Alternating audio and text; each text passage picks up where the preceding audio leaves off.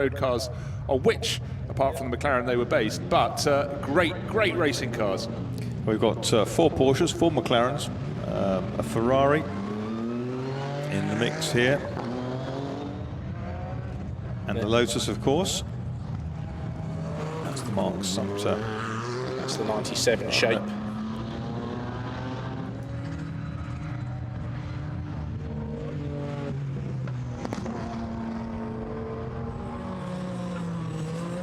They're the 96 shapes, the third and fourth cars, which came in towards the end of the 96 BPR GT series and moved the goalposts, really, having almost won Le Mans.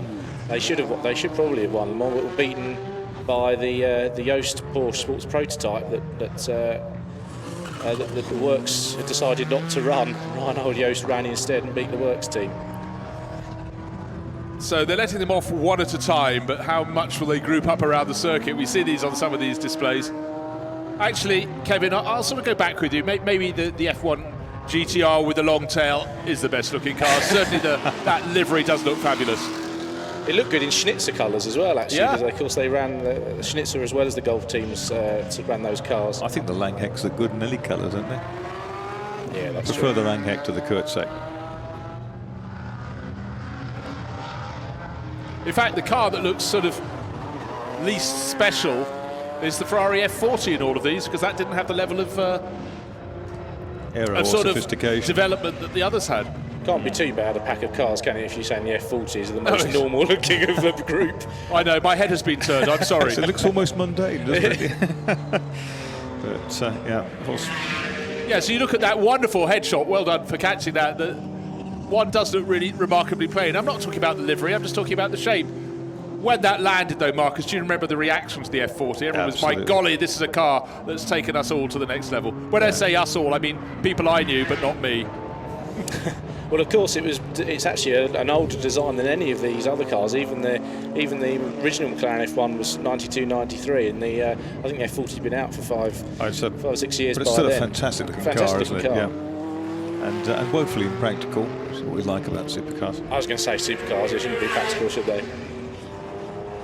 McLaren, dating back to Bruce McLaren, very poignant memories of him. Competed here, obviously, back in the his early arrival from New Zealand, and of course ultimately lost his life here in testing, which was very sad, in June 1970.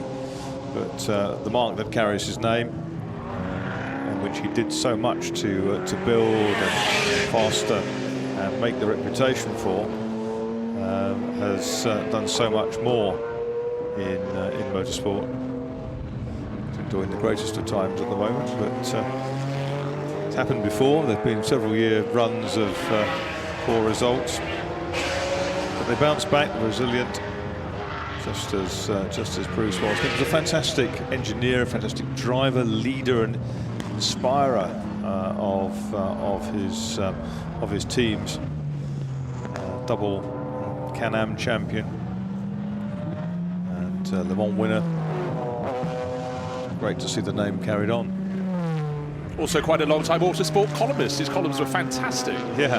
Really entertaining, and that was very much something that shone through from people who worked for him. He wasn't the boss, he was part of the team. You know, he was shirt sleeves rolled up, get stuck in, get the job done. But those early days, I think it's hard to emphasise how primitive it was, the conditions they worked in at McLaren. When they first got a floor that wasn't made of mud, they were pretty chuffed, weren't they? It was impressive. And of course I was down at the Bruce McLaren Motorsport Park, the former Taupo race circuit, rebranded thanks to Amanda McLaren, Bruce's daughter, and the family's agreement. And it's a wonderful track. You've been there, Bruce. I've been there recently. I really recommend all of the people who are here and watching anywhere around the world, try and plan yourself to go to different historic festivals about the place, because in midwinter to pop down to New Zealand or to Phillip Island or whatever, I think there's rather a lot to recommend that on the dog days of January and February.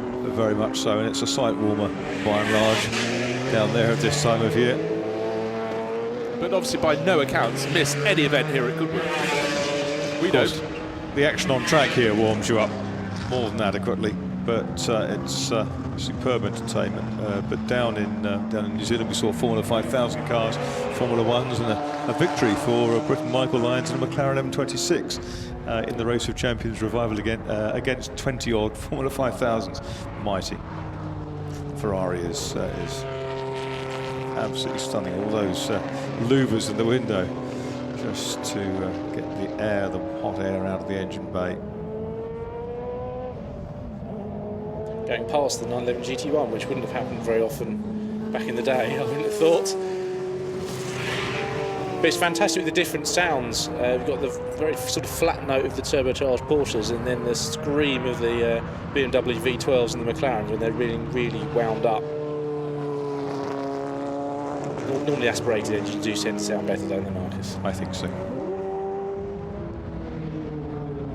They have more diversity in sound as well, which is such an underestimated part of motor racing that strip it away and we miss it like crazy. Here's a pack of them on your screens. Actually, in defence of turbos, the 5-litre twin turbo V8 in the Sauber Group C car always used to sound pretty phenomenal. So there are some exceptions to that rule.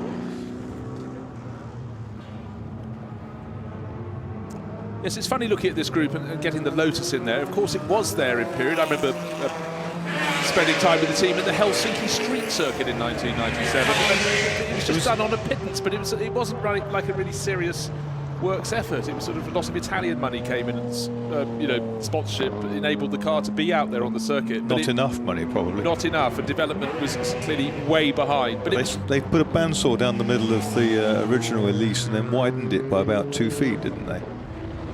Yes, when you compare that to the budget being spent by Mercedes on its catering. Well, exactly. It wasn't even the sandwich bill. Yeah. And of course Toyota, who developed the GT1, which probably should have won Le Mans as well, but they never quite managed it. Just looking to see whether the left rear tyre on one of those cars was down a little through Madgwick. Which car are you looking at, Marcus? I think it was the white car. I saw it from the back through Madgwick. The white Porsche. And it looked very, very low on that rear corner.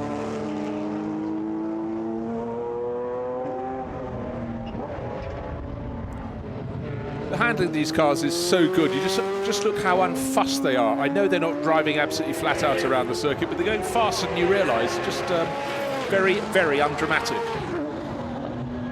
Bit of flame spitting out the back.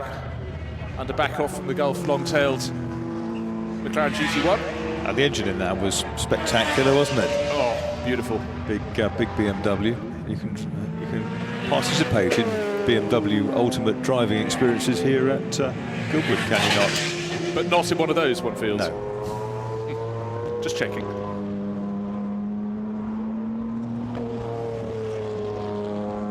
Yeah, Kevin, you're quite right. The very distinctive flat sound of that Porsche turbo. It just makes you feel like you're at Le Mans every time I hear it. But your comment about them being planted to the road, Bruce, that's both the positive and the negative of downforce, isn't it? Correct. Because they make them much quicker, but it doesn't look like it because they're calling on the one line rather than 3 or 4 in any given corner. Yeah, very harsh ride under the undulations around here as well. Very, very limited suspension travel. Yeah, I bet driving one around Helsinki Street Circuit must have been quite an ordeal. And there was the sheer panic. You had a wall about 1 foot either side of wherever your car was, so not many exit points either. Very tricky. I think it's the first of the white Porsches that's coming past you, Bruce. Left. Oh, it's just gone past me. Ah, okay.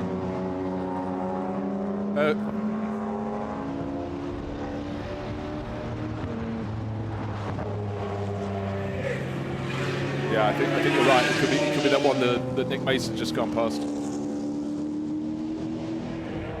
It's great that Nick's had that car from you, the red one with the yellow flashes all over it. It's great to see it out on the circuit, but clearly up at 10 tenths, they keep their cars very, very well indeed, as you'd imagine in North London. Yeah, you'd expect nothing. Well, they're out at Rencombe, aren't they? Oh, on the old airfield, on the old World War I airfield in the Cotswolds these days. 2 or 3 glorious hangars of cars and aircraft. I saw the checkered flag being waved at the first of those cars, which was Nick Mason in the red McLaren with the GTR logo all over it. There's the Lotus, we talked about it, and as you said, Marcus, yes, rather wider than the original, it must be said. The original sort of parked inside it somewhere, isn't it? Warsteiner beer backing would look rather good in gold, wouldn't it? Yes. One of those liveries that worked on most cars.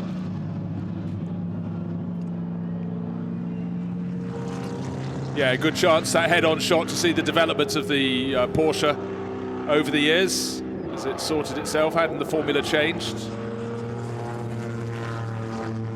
But they're going to be trickling their way back to the pits now.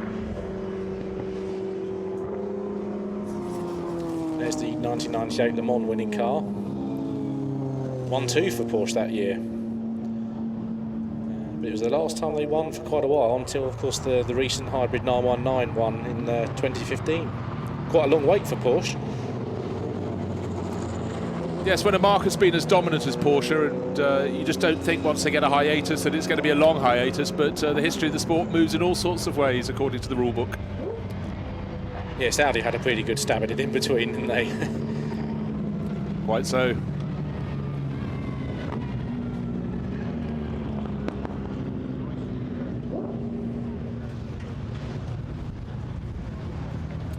So the